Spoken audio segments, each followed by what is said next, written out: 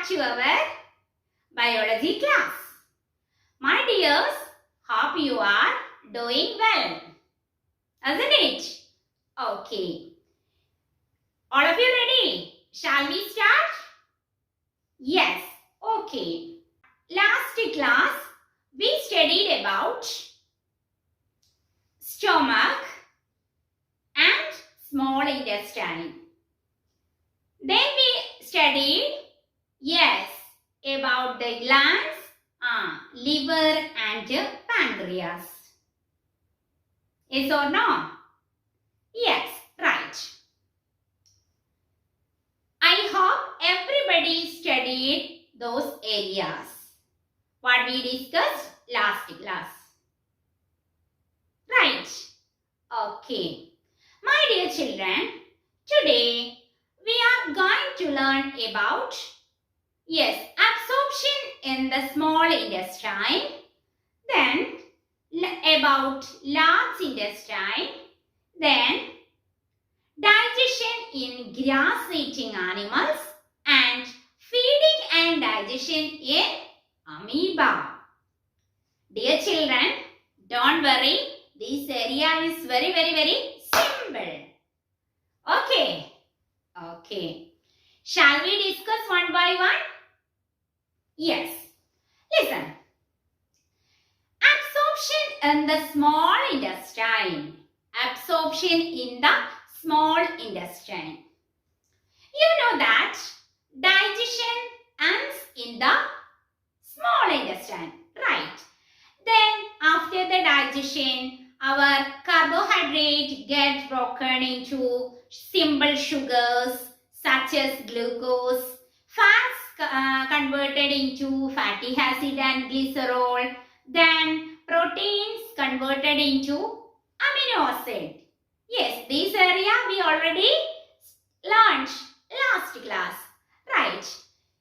My dear children, the absorption of nutrients take place from the small intestine. Please listen. The absorption of nutrients take place in the small intestine. There are some additional structures. There are some finger-like structures, yes, present on the surface of small intestine, which helps for the absorption. See, these finger-like structures are known as villi. Okay, these finger-like structures are known as villi. Plural form is villi. Singular, villas. There are many villi, yes, present on the surface of small intestine.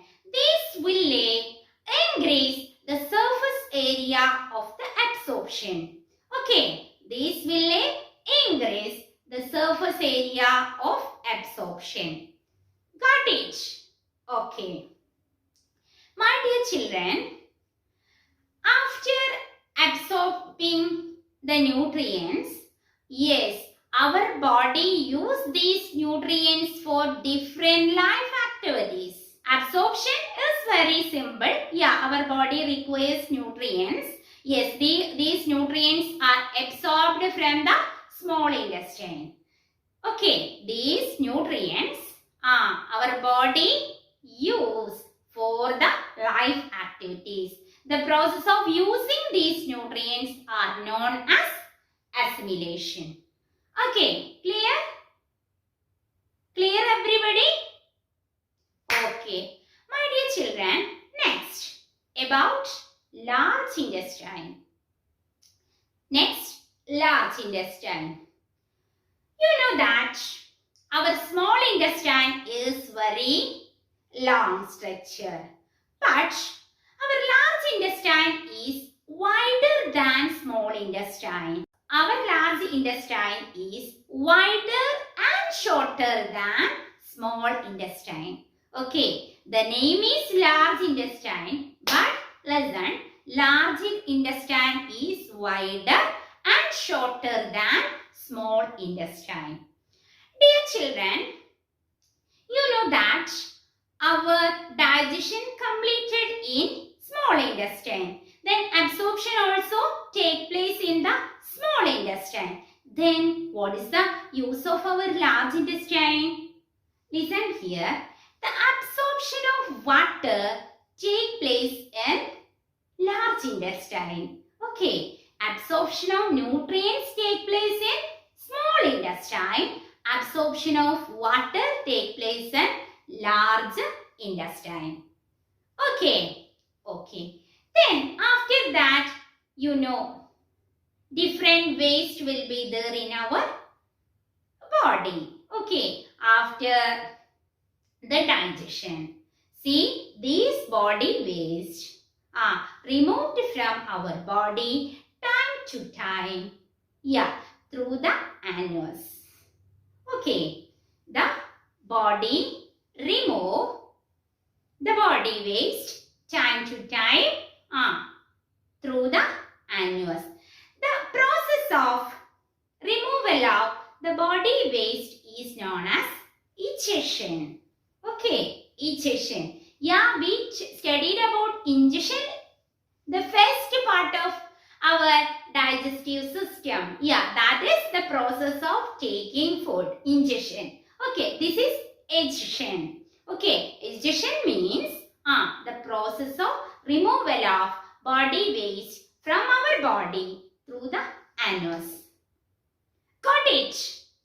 Okay. Now, our digestion is over. Okay, let me revise the organs related to digestion. Listen here. Buccal cavity. Yes. The points are coming? Yeah.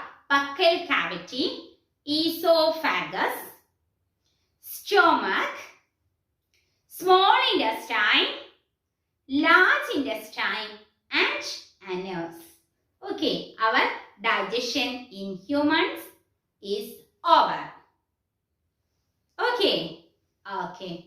Next, my dears, about digestion in grass-eating animals. Digestion in grass-eating animals. Tell me some examples for grass-eating animals. Yes, very simple. Cow, buffaloes, yes, etc. My dear children, have you observed these cows, buffaloes and other grass-eating animals? They are chewing continuously even when they are not eating. Have you noted it? Yes?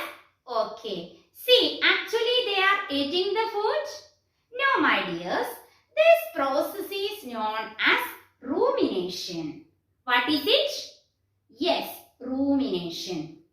My dear children, see, actually they quickly swallow the food. They quickly swallow the grass and store in a special part of their body or the special part of their stomach called rumen. While they are eating, they are swallowing the food. See, then they swallow the food. They stored in a special part of their stomach called the rumen. Okay.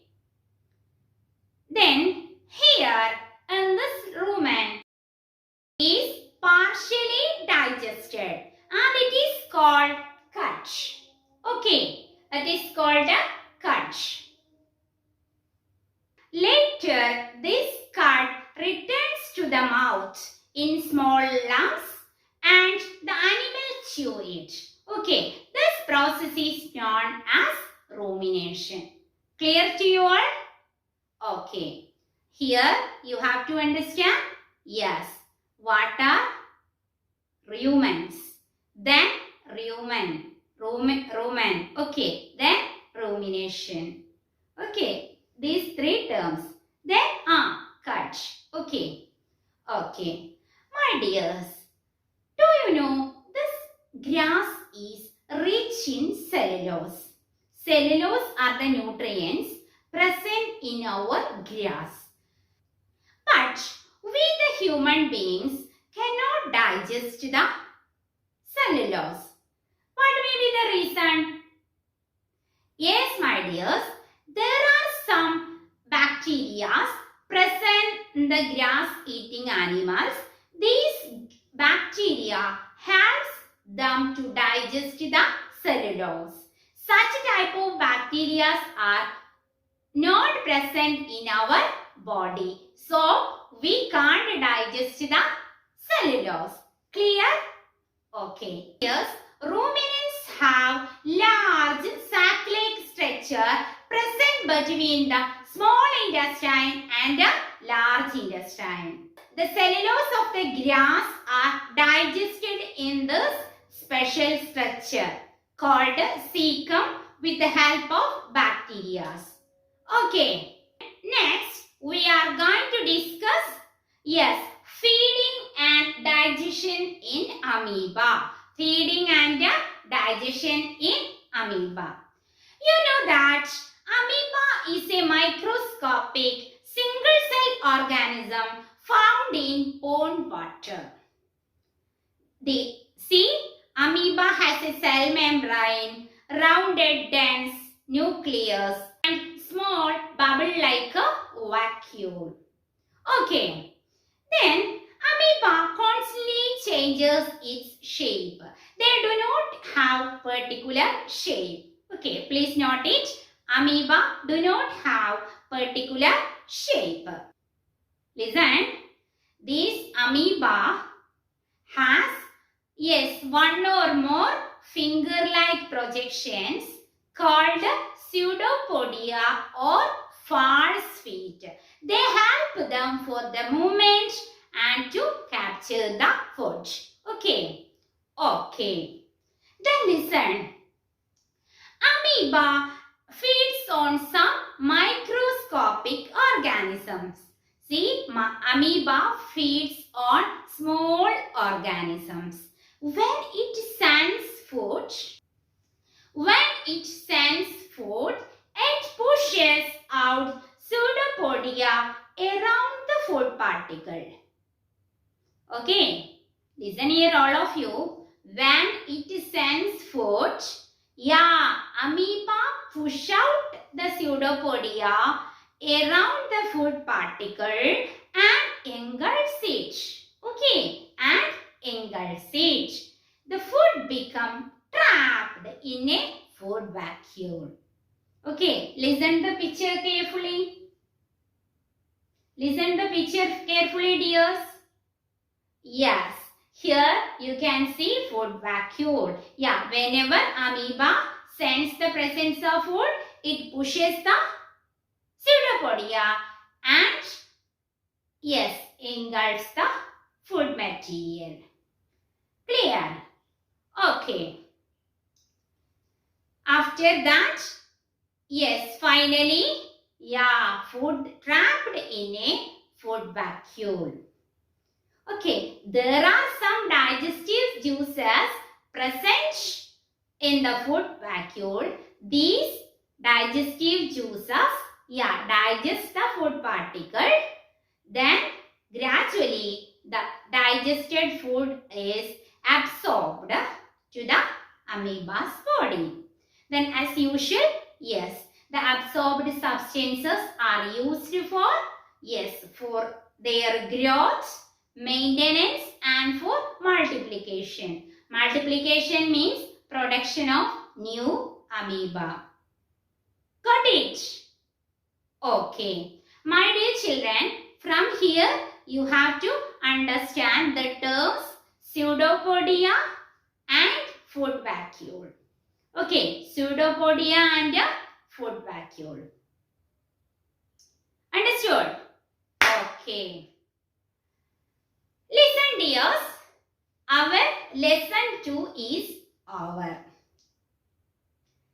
See, in this lesson we studied about different ways of taking food in animals, then digestion in humans, Yes.